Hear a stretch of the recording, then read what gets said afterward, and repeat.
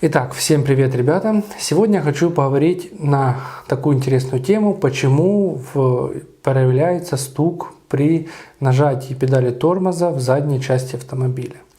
Как вы помните, я в предыдущем видео, это видео было примерно около года назад снято, я там показывал в своем ролику о причине стука. То есть, кто хочет посмотреть это видео будет вот здесь в подсказках, переходите, смотрите, там полностью подробно я вам показывал вот этот вот стук. Зачем это видео вам смотреть? Для того, чтобы понять, действительно похожий у вас стук или не похожий.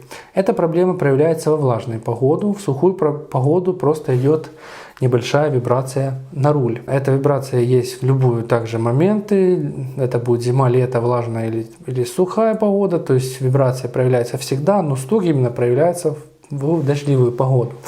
Как я говорил в прошлом видео, это была проблема с лопнувшим барабаном. И действительно эта проблема подтвердилась. Новый автовладелец занялся этой проблемой, поменял полностью задние барабаны. У них была небольшая эллипсность, то есть они были не круглые, а немножко такие овальные. И естественно за счет этого и была такая небольшая вибрация при торможении. Естественно было очень неприятно, ну понимаете, когда ты планируешь продавать свой автомобиль, ты не задумываешься о том, нужно все менять. Понятное дело, ты продаешь уже автомобиль так, какой он есть. То есть ты уже просто не заморачиваешься. Поэтому и не вышло это видео, которое я вам обещал, о том, что я буду там ремонтировать, не показал я вам. Поэтому извините, что с таким опозданием, но все же, возможно, кто-то также это видео посмотрит и посмотрит также предыдущее видео. Кому будет интересно, переходите по ссылке в описании либо в подсказках под это видео и смотрите, какая там была проблема. И, естественно, сегодняшнее видео раскрывает суть той проблемы, которая была. Поэтому сразу, если слышите стук, незамедлительно меняйте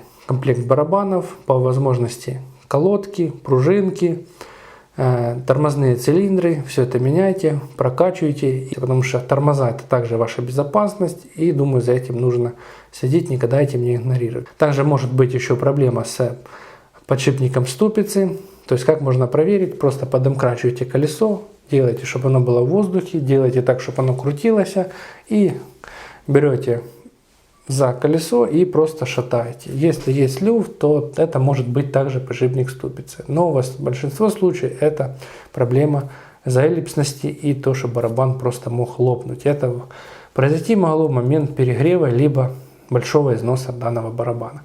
Поэтому такое было видео. Извините, что, конечно, с опозданием, но вот я вам решил снять.